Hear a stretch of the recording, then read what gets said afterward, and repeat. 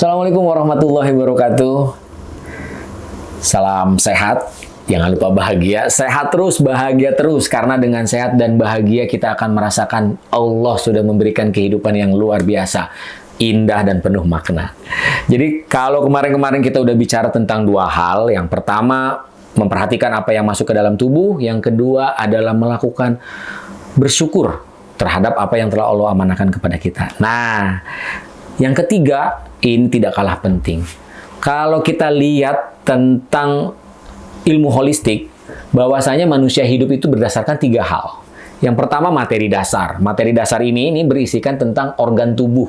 Ya, organ tubuh mulai dari lambung, dari kepala sampai ke kaki, usus, tulang-tulangan, sendi, ya, kulit.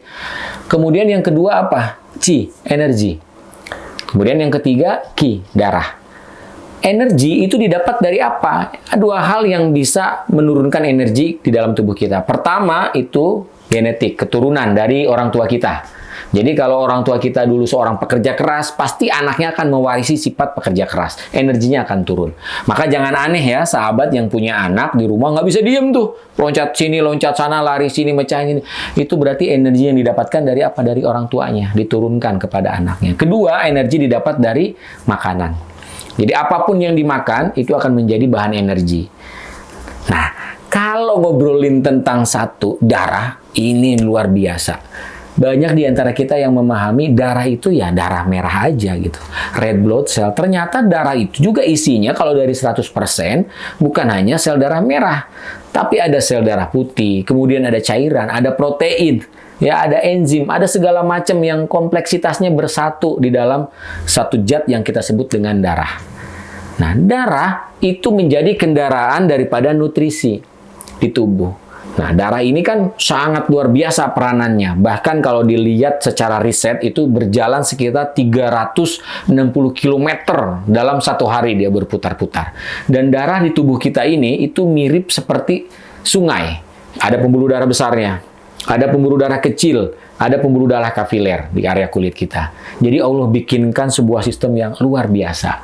Ketika tiga hal ini bersatu, di mana materi dasarnya bagus, organnya bagus, darahnya bagus, kemudian energinya bagus, maka akan lahir semangat. Maka manusia bisa melakukan segala satu hal yang bermanfaat. Nah, kali ini yang ketiga kita akan bahas adalah bagaimana proses pentingnya cleansing di dalam tubuh kita. Ada dua hal yang harus kita cleansingkan secara rutin. Yang pertama adalah darah. Darah manusia dewasa itu jumlahnya 5 liter. Kemudian darah hanya bisa bertahan di dalam tubuh kita, itu tidak akan lebih dari 30 hari dikali 3. Mungkin sekarang 30 hari. Kalau dulu, zaman-zaman kuno itu 3 bulan atau 90 hari. Kenapa bisa bertahan lama? Karena konsumsi makanannya bagus. Bawa kendaraannya naik kuda, naik onta, nggak kena polusi. Sekarang kita bawa motor, polusi kita hirup, dia bisa bercampur dengan darah dan bisa merusak kandungan darah itu sendiri. Maka paling tidak kita membutuhkan 30 hari untuk meregenerasi sel darah merah kita. Apa yang bisa dilakukan? Ada banyak terapi. Ada bekam. Ada lagi fasdu. Ada lagi terapi lintah. Atau bahkan yang tidak menyukai terapi komplementer bisa memilih jalan terakhir apa? Donor darah. Karena sama-sama prosesnya cleansing. Ketika darah itu dikeluarkan, maka terjadi proses namanya defisiensi. Akan lahir lagi darah yang baru. Nah, penting sekali kita untuk melakukan perawatan maintenance darah kita. Kemudian yang kedua yang harus kita cleansing adalah usus. Usus kita ini sebuah tempat yang dimana ujung dari metabolisme tubuh itu berakhirnya di usus.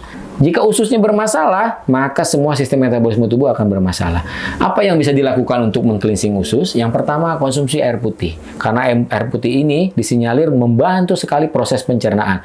Kedua, konsumsi Nutri-Clay. Jadi kita punya herbal khusus yang kita sediakan, kita racik untuk membantu permasalahan lambung dan usus.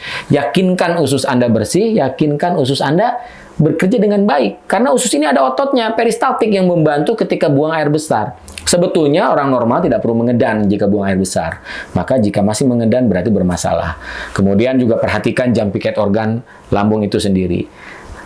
Apalagi yang bisa dilakukan setelah kita cleansing darah, kita cleansing usus, kemudian distimulan, diberikan booster.